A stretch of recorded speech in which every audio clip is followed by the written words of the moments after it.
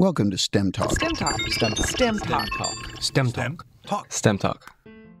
Welcome to STEM Talk, where we introduce you to fascinating people who passionately inhabit the scientific and technical frontiers of our society. Hi, I'm your host, Don Carnegas, and joining me to introduce today's podcast is the man behind the curtain, Dr. Ken Ford, IHMC's director and chairman of the Double Secret Selection Committee that selects all the guests to appear in STEM Talk. Hi, Don. Great to be here with you today. Before we get to today's interview with Jeff Volek, we have some housekeeping to take care of.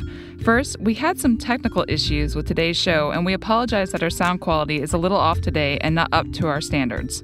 Second, we really appreciate all of you who have subscribed to STEM Talk, and we are especially appreciative of all the wonderful 5-star reviews piling up on iTunes. As we announced in several earlier episodes, the Double Secret Selection Committee has been continually and carefully reviewing the iTunes reviews with an eye toward selecting the wittiest and lavishly praise-filled reviews to read on STEM Talk.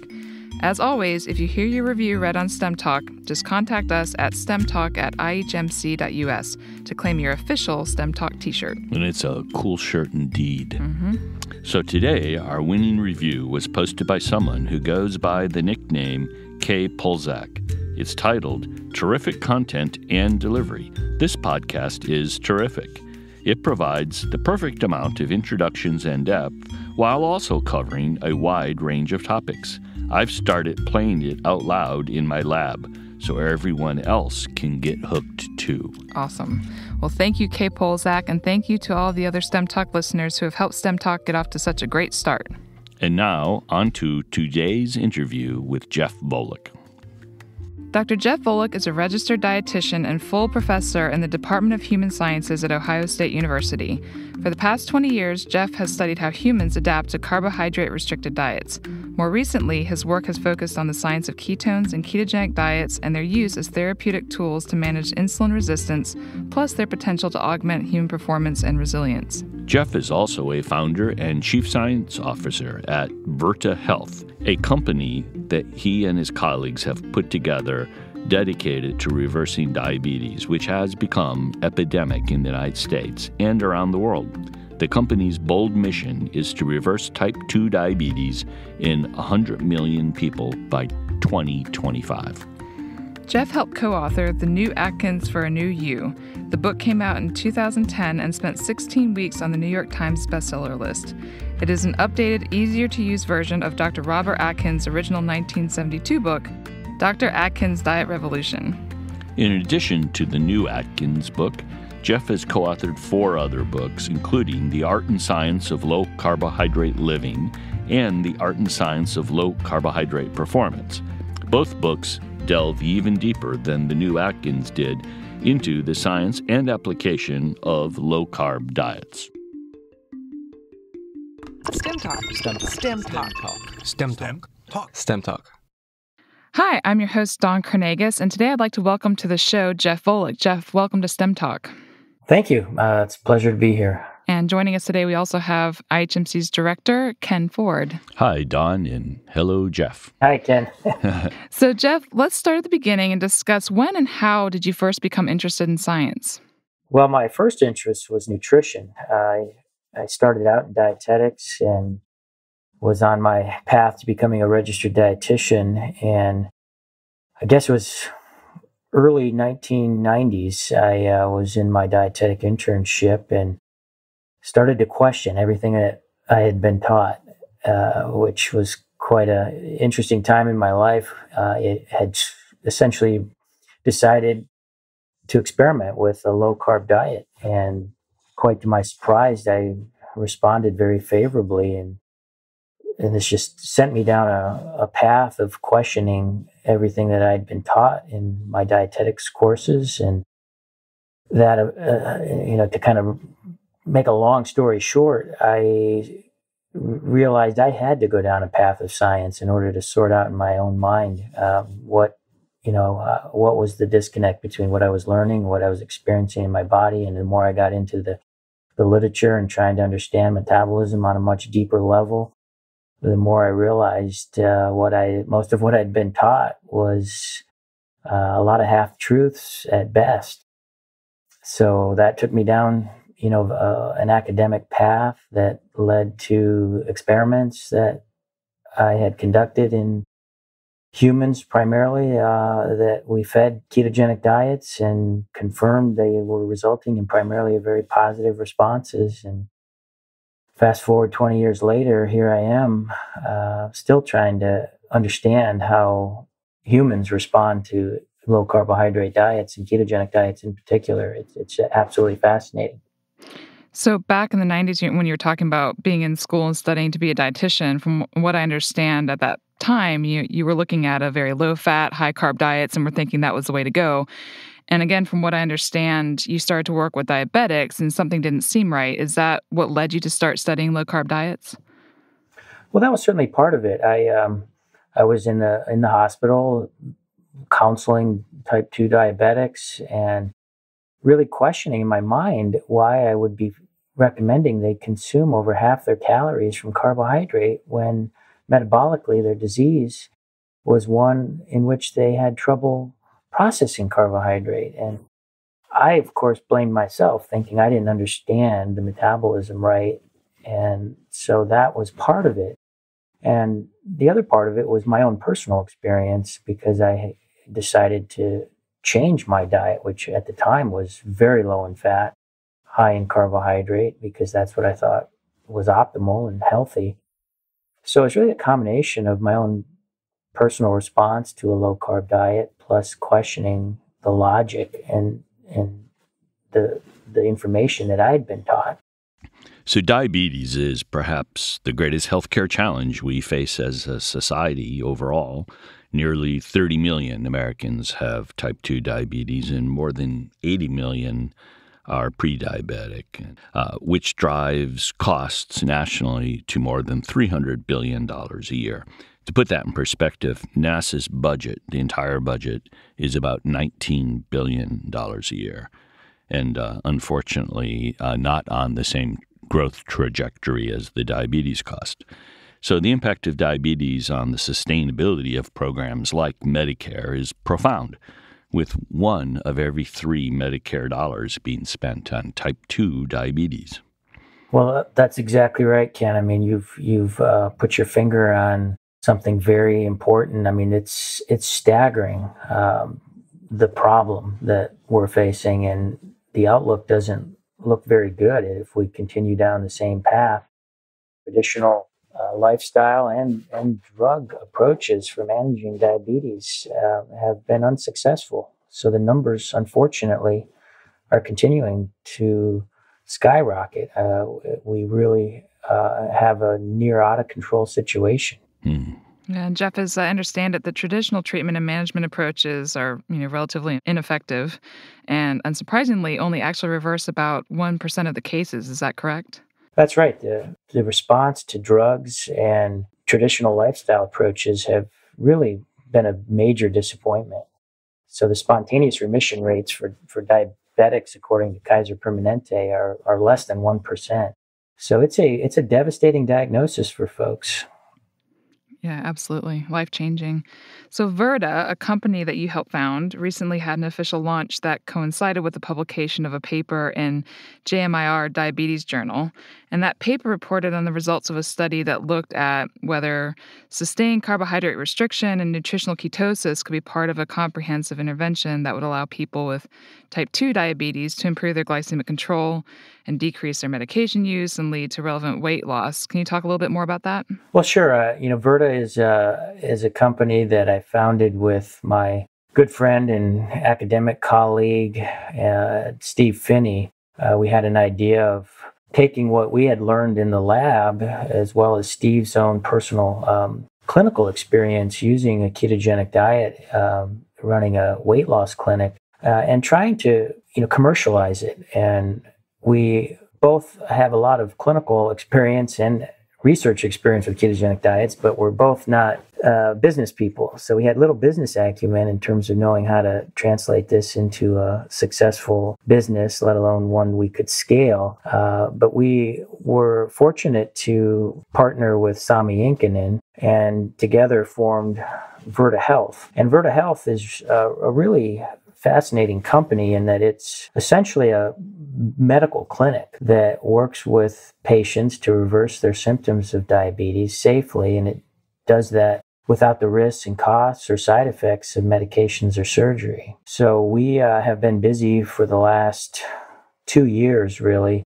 designing a clinical trial and enrolling patients into that trial. And the publication you were referring to is really just a first look at our interim results that we published a few months ago. The trial is still ongoing. It's a 2-year intervention using our Virta program. And I think most patients now, I'm pretty sure actually all patients are past a year. So what you're seeing in terms of the publication is just the data on 10-week outcomes in that cohort. And the results are transformative in terms of the reversal of diabetes in over half the patients. And that occurred while we were getting them off the majority of their medications.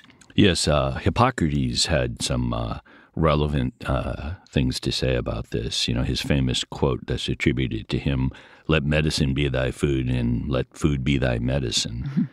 It seems that's sort of what you're up to. Well, I think Hippocrates had it right. We've underestimated the power of good nutrition and unfortunately been promoting, in the case of diabetics anyway, the wrong type of nutritional approach. When you get it right, some very remarkable results are possible. We're not just slowing down the disease, we're actually reversing it, and we think we can keep it in remission. So in essence, people don't have the disease anymore based on any of the standard signs or symptoms that are typically used to characterize type 2 diabetes. It's really exciting work. So I want to dig a little bit into the mechanism. So why specifically at the cellular level would this approach work? Is it the reduction in glucose alone, or are the ketone bodies playing a role? Well, certainly the Virta program, it's a holistic program. We use technology as well as science, nutritional biochemistry. And I don't want to emphasize the importance of the continuous remote care and the mechanism by which we deliver the care. But at its core, what we're really trying to achieve is nutritional ketosis in these folks, or at least the majority of type 2 diabetics, because we know that's where we see the most optimal outcomes is when they're in a state of nutritional ketosis. And increasingly, we're learning that this metabolic state of ketosis has broad spectrum health benefits. In the case of a type 2 diabetic, we're essentially counteracting their insulin resistance, which is the hallmark of the disease. We're enhancing their ability to oxidize fatty acids and ketones, and they don't require insulin in their metabolic processing. So despite the fact they may have a very strong genetic insulin resistance, and we may or may not be able to actually reverse the insulin resistance, but in some ways it's a moot point because we're freeing them of that insulin-dependent mechanism by which they need if they're going to oxidize carbohydrate. So we're accelerating their own burning of body fat and dietary fat and ketones, which essentially reverses their disease, and their hemoglobin A1Cs come down, their blood sugars come down. There's major weight loss associated with the program as well. So we seem to affect their ability to regulate their food intake in a very profound way, such that weight loss is we kind of refer to it as a side benefit of being on the program. Why do you think some patients respond so remarkably, favorably, and others not so much? Is it a variation in willingness to effectively do the diet, or is it, you think it's genetic variation? Do you have any thoughts on that? Well, I will say, there's a lot of potential factors that range from, true biological factors that contribute to how you respond to a ketogenic diet, or more likely, in many cases, people aren't following all the principles of a well-formulated ketogenic diet. And you may get, 5 or 6 of those principles right, but if you miss just one, you you may not be able to really make the diet stick and make it sustainable and optimal. So this isn't a type of program that you can casually approach and not and expect optimal results. So I think when you get all these principles right, the vast majority of people respond beautifully to it. And part of this goes back to the fact that the ability to keto adapt is something that it's like a metabolic blueprint that is embedded in our genetic code. It was such an important metabolic process during evolution.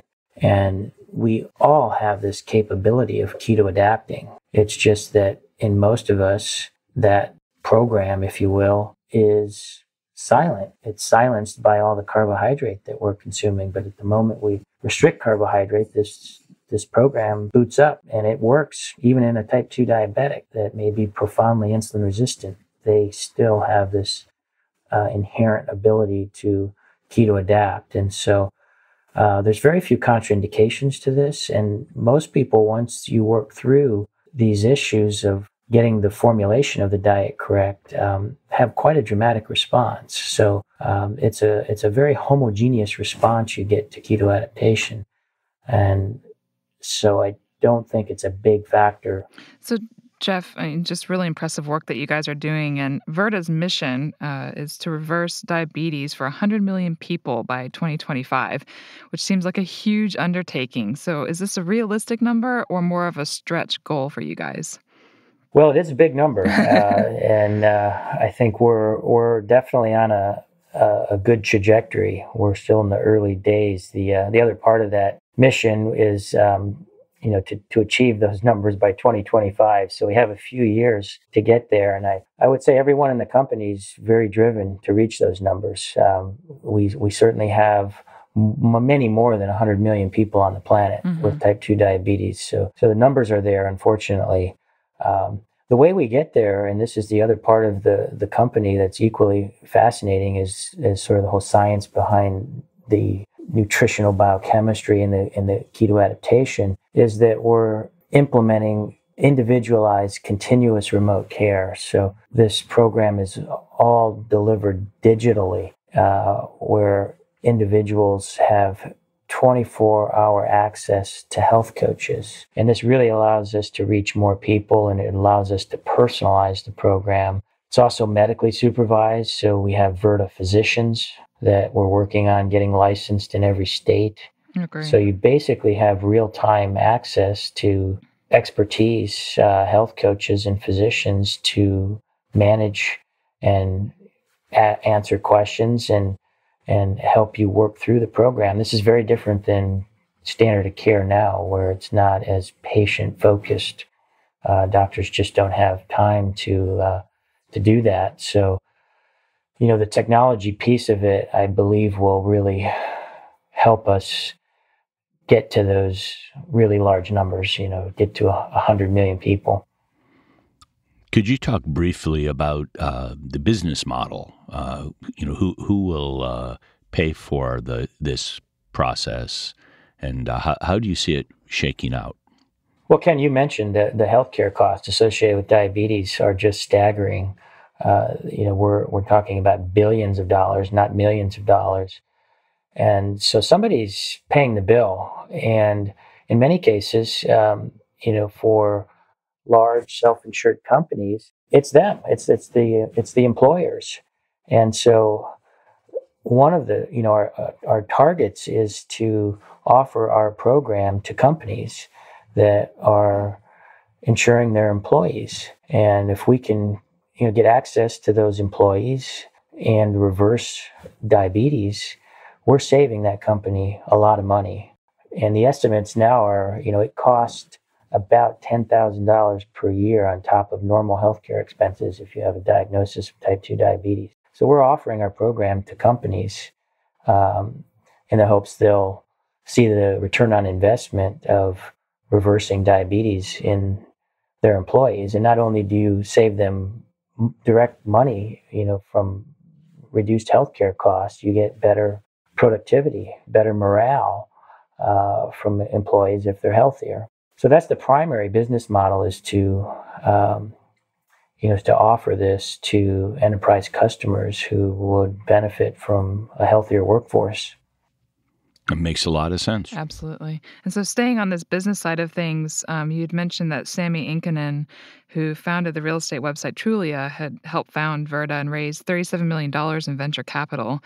And from what I understand, despite being an endurance athlete, he discovered 5 years ago that he was pre-diabetic, namely because of his diet, which contained a lot of sugar and refined carbohydrates. So how did he cross paths with you? Well, that's right. Sami is quite an accomplished athlete, and I don't know if you can exercise more than Sami was. And despite that, he was on a trajectory to developing diabetes. And so I believe Sami first crossed paths with my colleague Steve Finney when he was planning to row from California to Hawaii and trying to understand how he could do this without carbohydrate, and enlisted Steve and got some advice on how to pack large amounts of fat-based fuels on the little rowboat that he and his wife were planning to go on this adventure. And that led to future subsequent conversations around some of the ideas Steve and I had around building a company, and I think it was enough to entice Sami to want to join up and partner with us, and it was a good timing. He was, I think, kind of out of getting away from Trulia, as it was in the process of being bought out by Zillow, and I think looking for the next adventure and project to be working on. And so we're very fortunate that Sami's our CEO now and is leading us to that 100 million number of diabetics that we can help. Well, again, it's really exciting work that you guys are doing. So I'm going to shift gears a little bit. What are your thoughts on the possible epigenetic effects of a ketogenic diet with respect to just general health and wellness? So for example, research has shown that beta-hydroxybutyrate is an endogenous HDAC inhibitor, and so we know that means it suppresses oxidative stress. Can you discuss this and other possible epigenetic effects of a ketogenic diet?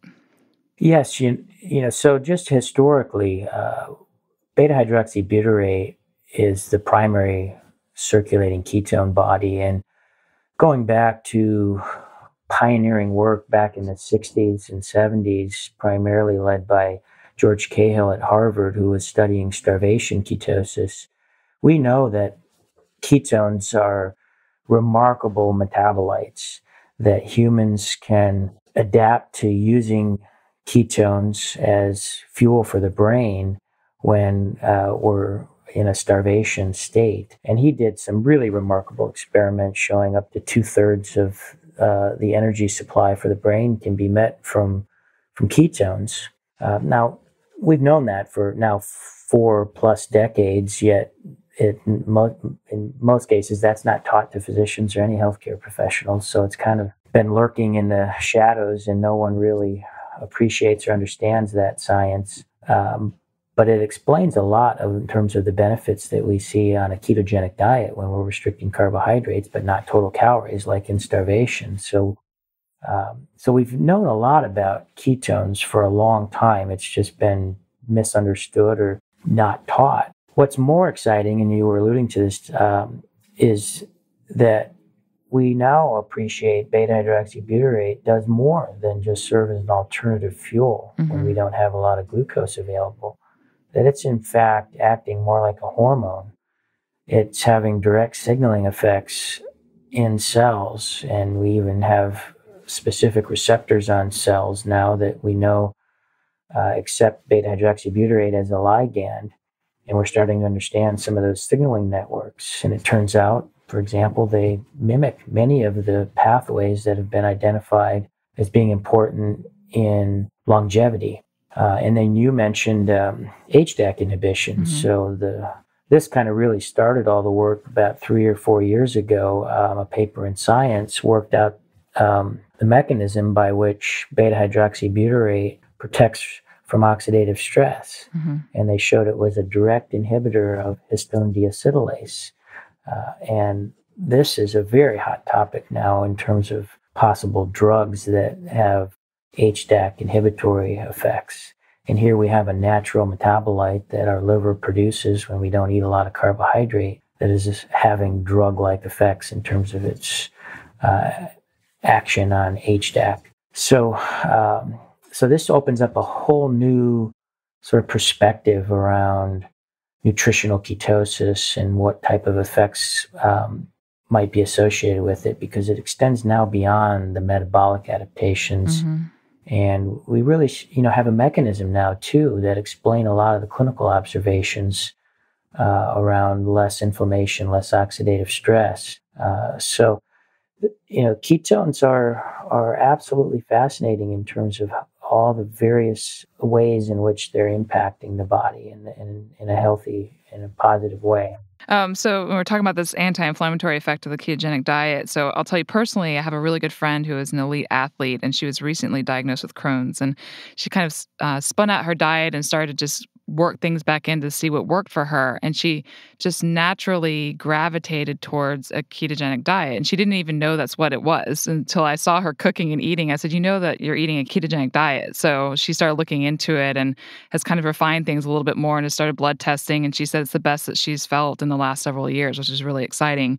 So has anyone seen clinically improvements to conditions like Crohn's disease or rheumatoid arthritis when you're considering the inflammatory nature of those disease processes? Well, certainly, chronic constitutive inflammation is at the heart of most chronic disease, heart disease, mm-hmm. cancer, certainly type 2 diabetes, and probably most non-communicable diseases have some type of inflammatory component to it. I'm not really aware, though, of randomized controlled studies that have focused on the rheumatoid arthritis or Crohn's disease, but certainly there's a lot of anecdotes and testimonials out there, and I've certainly worked with many folks who've had similar type of positive response in their, in terms of GI distress and disorders. So there's certainly footprints in the sand that would lead us to believe there'd be positive effects in those conditions. But unfortunately, research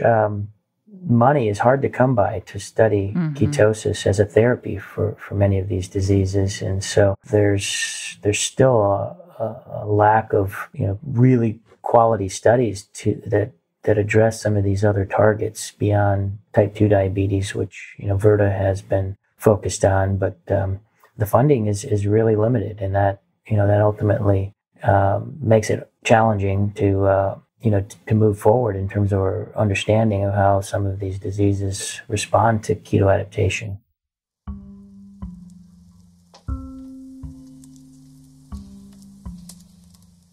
STEM Talk is an educational service of the Florida Institute for Human and Machine Cognition, a not-for-profit research lab pioneering groundbreaking technologies aimed at leveraging and extending human cognition, perception, locomotion, and resilience.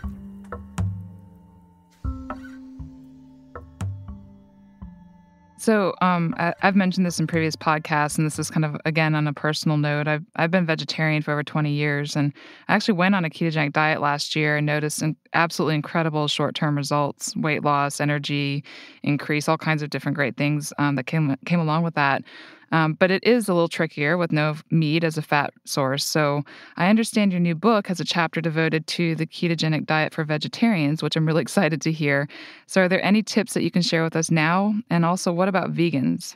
It certainly can be done, but it does limit your food options. Absolutely. It depends if, what level of restriction of animal products, you're following. If you can have eggs and fish and cheese, that certainly makes it easier.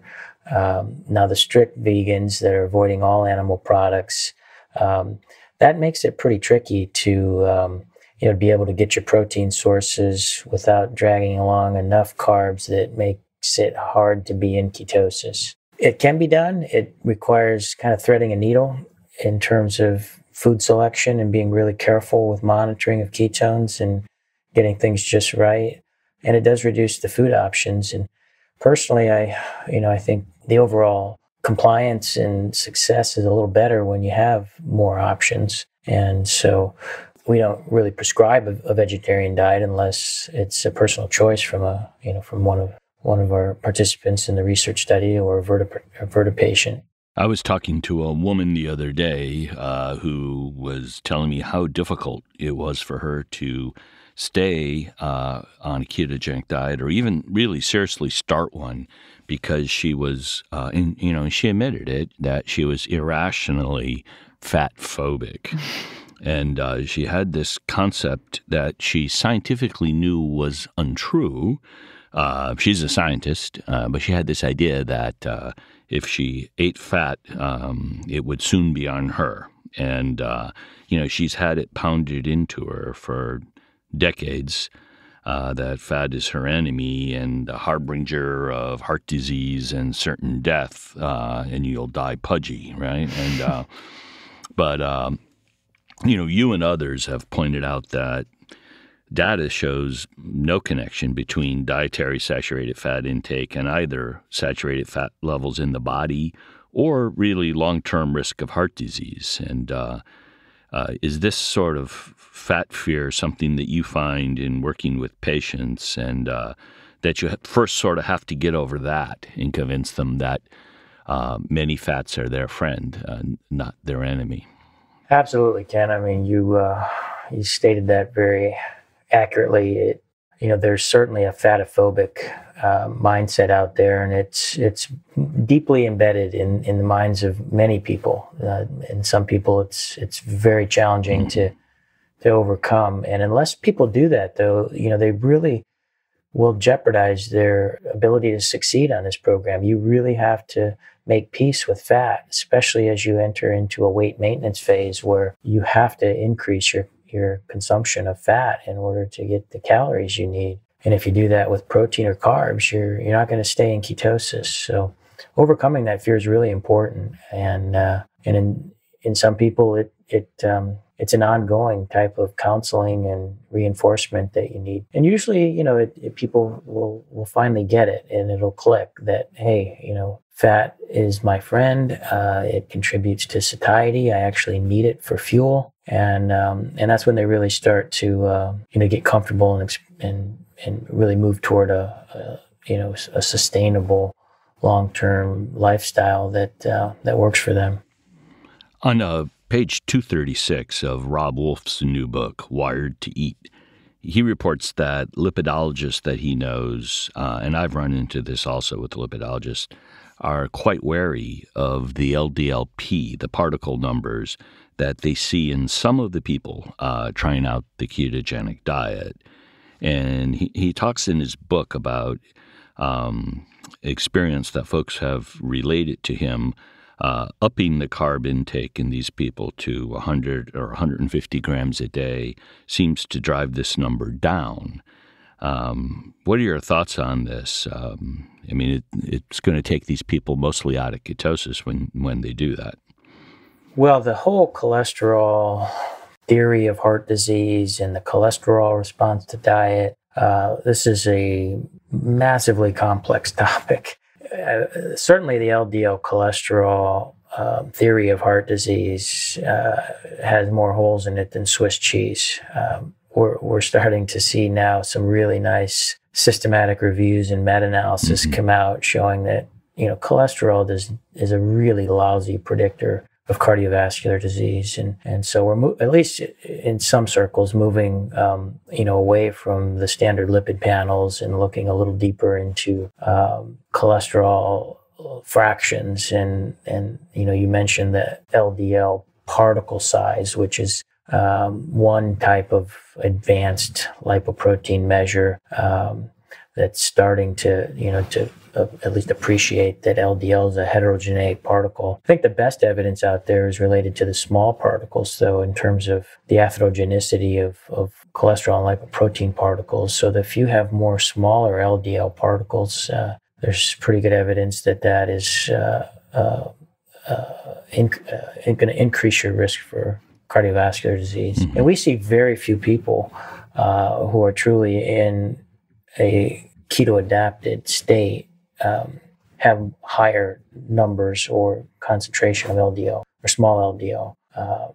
So it's a pretty small number of people. Now, there will be people whose LDL particle count goes up and whose LDL total cholesterol or total and LDL cholesterol concentrations increase. And that's a genetic propensity. And we don't know for sure if that, carries harm, but it certainly doesn't look like cholesterol is a very good predictor of heart disease. And, in the existing body of literature we have. So I'd be leery of counteracting that increase with an increase in carbohydrate, because you're likely to see other risk factors like triglycerides and HDLs and particle size go in an adverse direction, or negative direction. That was my thought as well. LDLP is a weird duck. In the literature, it's more strongly correlated with heart disease by far than LDL cholesterol itself. The particle count seems to matter, but that we don't know what that means in the context of a person in ketosis, and with particles that are the right size, that are a size not associated with heart disease. It's tricky, but this issue is causing a lot of confusion. In fact, we just had a guest on STEM Talk. I think it was episode 41, David Diamond, who I think you've read his review paper, where he talks about relative risk and how the mathematics of relative risk is quite deceptive. No, David's really got his finger on the important issues around cholesterol, and it's a lot of smoke and mirrors.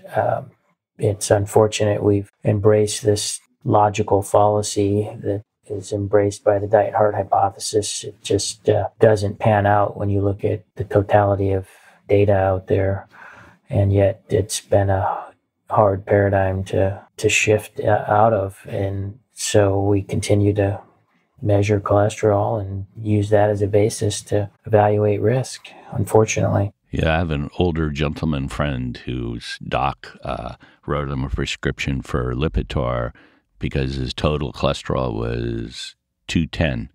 Well, this guy's an athlete, and he's ketogenic, and his HDL was about 90. So the trigs were super low. It's just sort of a knee-jerk reaction.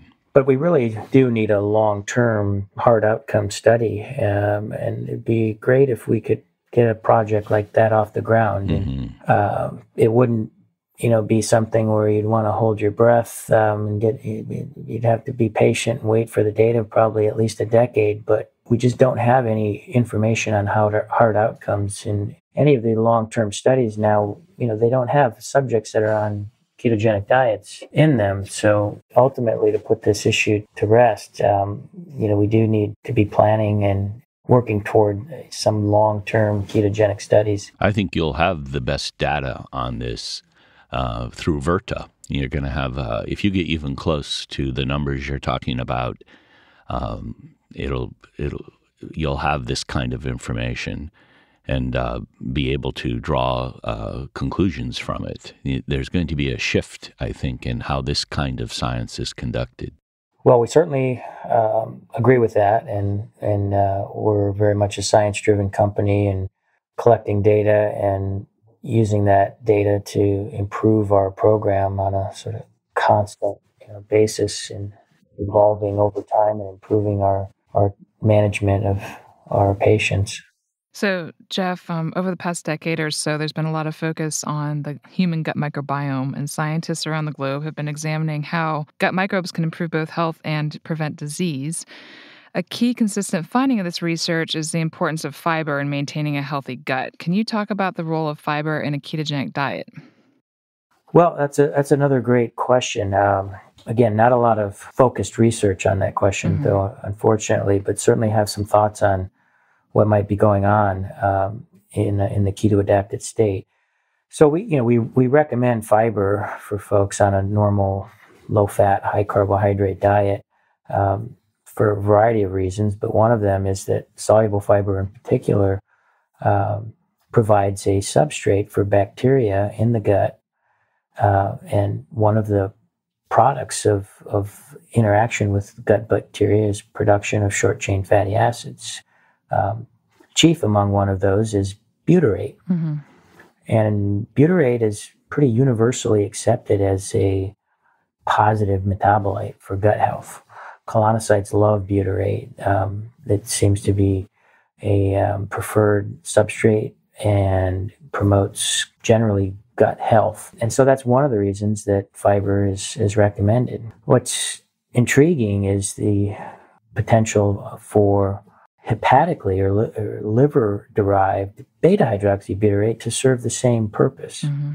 So when you're in ketosis, the liver is producing perhaps 50, 100 or more grams of beta-hydroxybutyrate, which is chemically very similar to butyrate, just a hydroxyl group difference. And it's quite possible then that you're providing a form of butyrate for the gut when you're in ketosis. In other words, you're decreasing your requirement for fiber because your body's producing that butyrate. Mm-hmm. And I think that's why we tend to see in a lot of folks improvements in their Crohn's or in their irritable bowel syndrome, because we're probably improving their gut microbiome and providing a source of butyrate.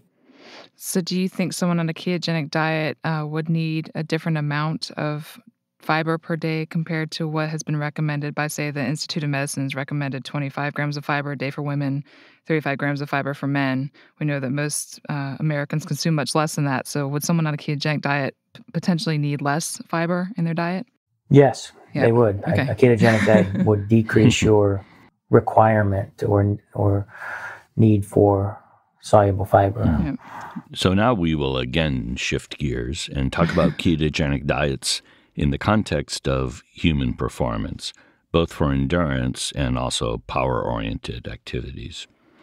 Yeah, so for decades, recreational and competitive athletes have religiously consumed a diet rich in carbohydrates to fuel their performance. I can say as a swimmer, I remember the big old plates of spaghetti pasta that you would eat the night before a competition.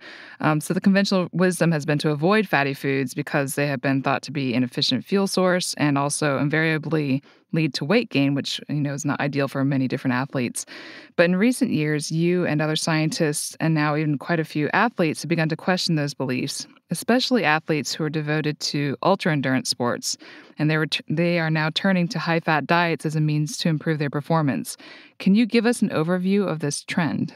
Well, you're correct. There's a lot of athletes, especially in the ultra-endurance world, who have chosen to keto adapt. And in many cases, they've set course and national records. So that's essentially debunking the longstanding dogma that high carbohydrate intake is required to perform optimally. Mm. And we've been interested in this question. It's sort of at the other end of the continuum. We're managing diabetics on one end, and on the other, we're interested in how we might optimize performance, even in elite athletes or elite military personnel.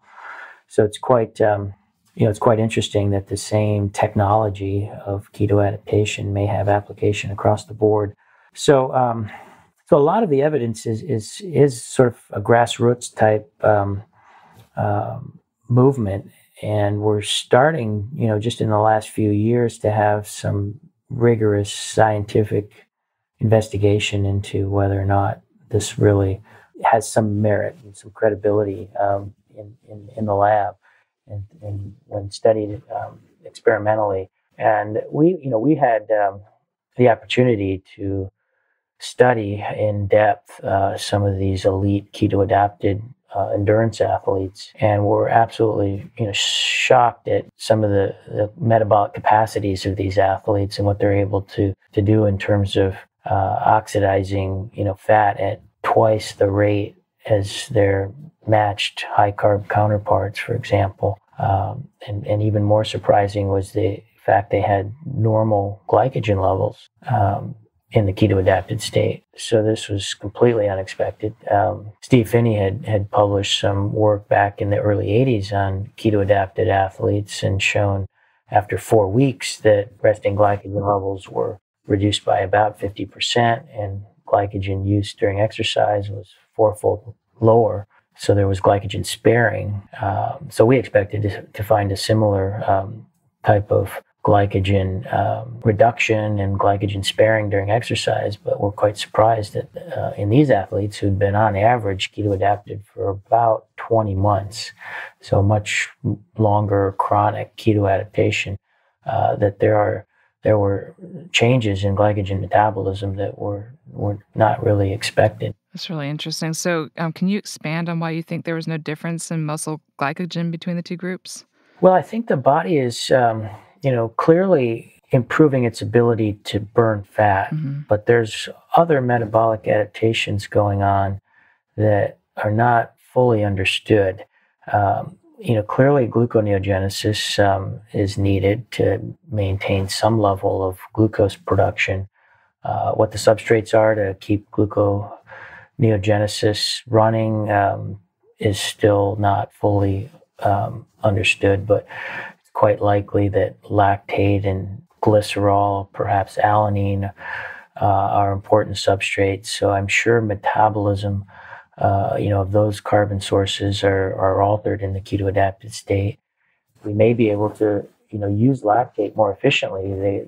They share the same transporters that ketones do. These monocarboxylic transporters are almost certainly upregulated in the keto-adapted state. So we may be able to move lactate around more efficiently, much like we're able to transport ketones around more efficiently. And lactate can be used as a direct source of glycogen, a direct precursor for glycogen in skeletal muscle, for example. So it's really unknown, but there's a lot of hypothetical mechanisms that might be at play in terms of some of the biochemistry and metabolic adaptations that would allow for glycogen to be maintained. There's data in sled dogs that are pretty consistent with what we found in these chronically keto-adapted athletes. So these Iditarod sled dogs make some of these endurance athletes look like couch potatoes in terms of the energy expenditure and work they're doing to finish the Iditarod race. And some work in these dogs indicates they maintain glycogen levels even though they're consuming a pretty low carbohydrate diet when they're running 100 miles a day for consecutive days during this race. So there are other species that show some pretty remarkable metabolic adaptations that are not dissimilar from what we see in these chronically keto-adapted athletes. The maintenance of muscle glycogen comes as a great shock to pundits who imagine that those in ketosis would have just severely depleted glycogen. You still hear this frequently. Well, absolutely. There's certainly a lot of dogma in sports nutrition and a lot of fondly held beliefs that are going to take a while for them to go away and have a new understanding of metabolism ushered in. Yeah. So in a recent paper that was published in the Journal of Physiology, Louise Burke looked at elite race walkers while on the low-carb, high-fat diet, and their team found that this diet impaired performance in elite endurance athletes, and I'm quoting here, despite a significant improvement in peak aerobic capacity. Her primary point was that race walkers showed increased oxygen demand for a given speed. I imagine that you've seen this paper, and I would love to hear your thoughts on it. Well, the Achilles heel of keto adaptation has always been the duration. Mm-hmm. And we know, going back to Steve Finney's work in the early 80s, that it takes at least 4 weeks to keto adapt and have, at least in terms of having performance, come back to a baseline level. And anything short of that, you'd fully expect performance to be impaired. So in my mind, it's a fatal flaw in the Burke study, and I have no idea why she would design I have some idea why she would design a 3-week study and claim she's studying keto adaptation. It's clearly not a long enough period of time for the body to make adaptations to changing to this diet, and that was 30+ year old data that I'm sure she was aware of. So maybe there's a hidden agenda there. Also, in other venues, Professor Burke has voiced worries about reductions in pyruvate dehydrogenase, otherwise known as PDH. Could you briefly explain the role of this enzyme? And in your studies, did you look at PDH in athletes who were well keto adapted, and what did you find? Well, we haven't measured that specific enzyme, which is a glycolytic enzyme. I find it a rather reductionist sort of perspective to think that a complex trait like high-intensity exercise performance or any type of performance is dependent on a single enzyme. So that, this is an enzyme that converts pyruvate to lactate, and so it's active when you're eating a lot of carbohydrate, oxidizing carbohydrate. There's flux going through this particular pathway, but saying that this enzyme is responsible for why you have an impairment in performance on a ketogenic diet is really overly simplistic and unsophisticated, I think, not appreciating the broad spectrum adaptations that you see with a ketogenic diet. And the use for that enzyme would presumably be reduced in a fat-adapted athlete in any case. Well, so yeah, it's basically converting pyruvate to acetyl-CoA, which can then enter into the Krebs cycle. So in order to fully oxidize glucose, it would need to go through that enzyme. But in a keto-adapted athlete, you have plenty of acetyl-CoA coming in through fatty acids. So I'm not sure why you would expect performance to be decreased if you have another substrate available to use. Yeah, that's my thought as well. In contrast to endurance sports, some more power-oriented athletes have reported that when on a ketogenic diet, they experience low energy levels during the most demanding moments in the sport, the high-intensity activities that you find in sports like MMA or wrestling or jiu-jitsu at times. But others, I know a lot of people in the wrestling community, others do not experience this at all. And I'm wondering, are these people perhaps actually not well adapted at this point? Do you have any thoughts on power athletes in a ketogenic diet? Yeah, we certainly need to study that in more detail. But there's several points I guess I would make. One is the time. So, there needs to be time to adapt, and we don't know for sure, but maybe you need more time, to adapt to get the high intensity power output, to come back to a normal level and potentially a higher level in the keto adapted state. Certainly anecdotally, having talked with several of these types of athletes, it does take maybe a couple months in order for the high intensity performance to come back. It could also be related to the diet formulation. This again idea of a well-formulated ketogenic diet. If you just get a couple components of that wrong, it could certainly translate into less than ideal performance. Sodium's a big one. If you don't compensate for the extra gram or two of sodium that you're losing in the keto adapted state, this so-called natriuresis, that has important manifestations in the body. You get hyperaldosterone, you get hypovolemia, you get a sort of sympathetic nervous system response. There's just a chronic stress response associated with that.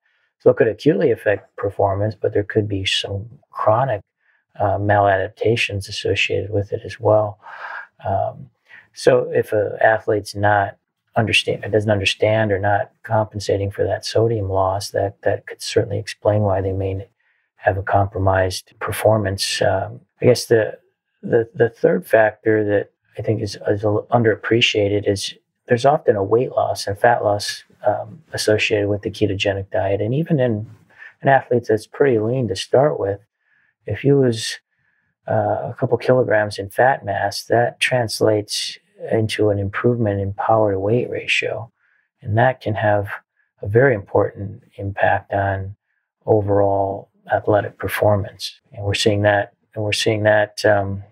I think, in cyclists who are more efficient on the cycle when they don't lose any lean tissue, but they have less weight to carry. Right. And a few wrestlers have reached out to me and said, "Hey, I feel like I'm not performing as well as I was." Mm-hmm. In both cases, it was electrolytes. The same life lesson that was beaten into them not to eat fat. They also were told avoid salt, avoid sodium. Right. And so these folks had contracted plasma volume, I imagine, by shedding sodium and water. Right, and that's exacerbated in the ketogenic state. Right. So it's even more important. But the other kind of harder concept to measure is this ability to recover. But it's one of the most common perceived benefits of being in the keto-adapted state is that athletes claim they recover dramatically faster. And this, I think is very important long-term in order to optimize adaptations to training. If you're able to recover faster mm-hmm. and train harder, that this has a potentially a big impact on training adaptations for both endurance and strength and power and explosiveness. Mm-hmm. That was my very next question. Clairvoyant, Jeff. That was yes. Beat us to it. Not to mention health. I think the health benefits of being able to recover faster. There's just less collateral damage that you tend to see when you're trying to fuel yourself with sugars and carbs. Yeah, and you've spent a good deal of time studying keto-adapted elite ultra runners, such as the Western States 100 record holder Tim Olson. And he was the first runner to ever go under 15 hours on that very, very tough trail race. In fact, from what I understand, you collected data at the event in 2012 when he broke the record. So what did you learn at that event with regards to a low-carb endurance athlete? And how does that inform recommendations that you would make to athletes when they're fueling for a competition of this kind? Well, the Western States is a grueling 100-mile trail run through the Sierra Nevada mountains. So just a tremendous demand energetically, to finish a race like that, and to do it on carbs. I mean, just to try to slam that much sugar into your body to meet those energy demands is really rough on the body. And a lot of these athletes have a lot of GI distress and vomiting throughout the race. So we were fortunate to recruit and entice a group of the low-carb athletes competing in that race to let us study them and learn about what their strategies were and how they were approaching the race. And it was very clear that the low-carb athletes were consuming significantly less in-race calories. And that makes perfect sense. If they're keto-adapted, they're burning twice as much fat as their high-carb counterparts. And so they're able to tap into their own body fat while they're running, while they're competing. And that permits them to get away with consuming much less in-race calories, which is, a burden for them to have to take in sugar and carbohydrates during the race. So they're essentially relieved of that dependency on fueling with carbs. That's one of the biggest advantages. And we were able to recruit them to stay overnight for 2 nights. And the recovery was just phenomenal in some of these athletes. We were drawing blood the next morning, and a couple of the low-carb athletes didn't show up. And when they finally did, we asked them where they were, and they were like, well, we felt so good, we went out for a short run. Yeah. There you go. That's pretty unheard of. Yeah. A lot of these athletes, take a month to fully recover from these races. So, again, this enhanced recovery ability is something that is, I think, very real and is probably related to less total oxidative stress, less inflammation that they have to recover from as a result of being more efficient and burning fat and ketones during the race. I'm just curious, do you see more athletes shifting towards a low-carb diet and that space? Well, absolutely. I'm quite amazed how many people contact me and want to learn more about low carb specifically for sport and athletic purposes. Right in my own backyard here in Columbus, there's the Columbus Crew, a professional soccer team, and they've been on a low carb diet for, I think, 3 seasons now at least, and they're absolutely convinced that it's been a positive change for them to do that, and are continuing to refine and try to dial in how to best restrict carbs in these players. But I'm getting contacted all the time from high school athletes to professional athletes and everything in between, wanting to know more about this. So there's clearly a big interest for sure with the sports applications.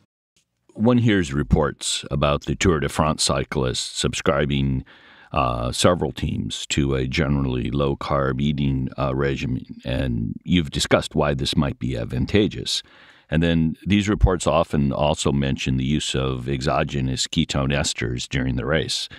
What is your take on this? And there seems to be a good bit of confusion on this topic, and I wonder if you'd just briefly address it. Right. There's certainly confusion, and that's only because we don't understand it yet. The commercialization of ketone supplements is a very new phenomenon within the last couple of years, and so we're just starting to see some papers come out on exogenous ketones like the esters, as you mentioned, and there's also other forms of beta hydroxybutyrate, in particular the salt forms that are available and people are using now. So we don't have a lot of scientific data to comment on this yet, but the little bit that's out there seems to indicate a potential performance benefit. And this is, even in the case where you are not restricting carbohydrate, so you're not keto adapted, but yet you get a acute nutritional ketosis from ingesting these supplements. And in particular, that's the way Kieran Clark and Richard Veach have approached, their research on the ketone esters is to provide it actually with carbohydrate as at least in their opinion, the ideal way to deliver the ketone ester. So this is, I guess, at risk of stating the obvious, very different than what you see in a keto adapted person who's elevated ketones naturally, through their own hepatic acceleration of ketogenesis. So now you can do the same thing in terms of elevating ketones, but provide it through the diet. You may still get some benefit because you have greater availability of ketones, and we know ketones are having important metabolic and signaling effects.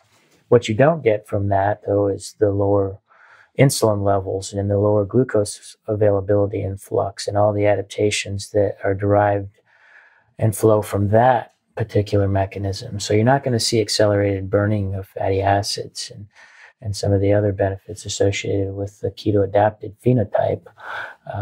But that's not to say there may be some benefit of using these in a non-keto adapted state.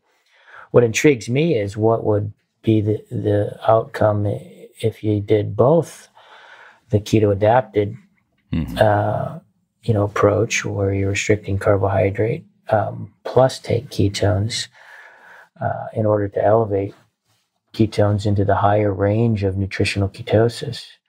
There may be some outcomes that are optimized, if you will, by having ketones in the 3 to 4 to 5 millimolar range, which is very difficult to get up to that level just through dietary carbohydrate restriction. Well, certainly for some disease processes, having really substantially elevated ketones looks beneficial. A lot of people are doing just as you say, Jeff. They're sort of doing the diet and the exogenous ketones. The ones I wonder about are the ones that are carb loading and drinking the ketones. Particularly the esters are quite strong, and it's not a physiologic state that a human has ever been in before. I'm not sure if this is a case of performance and health being two different issues, or if this will turn out to be a wonderful outcome. I'm just not sure. I think you wrapped it up really nicely there. Well, I share your concerns on that. It's certainly not a natural state experienced throughout human history to have glucose and ketones elevated at the same time for performance purposes. So there's a lot of unknowns there. So Jeff, we've greatly enjoyed our conversation with you. Your passion for this topic is readily apparent, and Virta could absolutely be a game changer. And we wish you all the best in this effort to effectively deal with diabetes. So we're going to put links to your excellent books in our show notes, and also a link to Verta Health's webpage. And we're also going to share a link to your lab at Ohio State. Well, terrific. So thank you so much for joining us.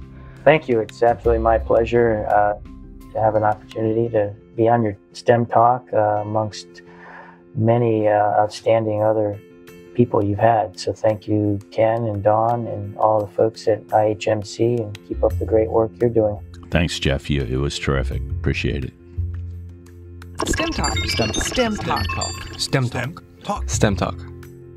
What a fascinating interview that was with Jeff. So Jeff and the folks at Virta are certainly doing amazing work. So we'll definitely have to link to Virta's website in the show notes, where you'll be able to see testimonials of people who have reversed type 2 diabetes, as well as people who have lost over 100 pounds or more. For more than 3 decades, the debate about carbohydrate restriction has been driven by a lot of factors other than science, often a cultural bias, perhaps. Jeff's research into the science of ketones is certainly helping reframe that debate by showing the therapeutic benefits as well as the performance benefits of ketogenic diets. If you enjoyed this interview as much as we did, I invite you to visit the STEM Talk webpage, where you can find the show notes for this and other episodes, stemtalk.us. This is Dawn Carnegie signing off for now. And this is Ken Ford saying goodbye until we meet again on STEM Talk. Thank you for listening to STEM Talk. We want this podcast to be discovered by others, so please take a minute to go to iTunes to rate the podcast and perhaps even write a review. More information about this and other episodes can be found at our website, stemtalk.us. There, you can also find more information about the guests we interview.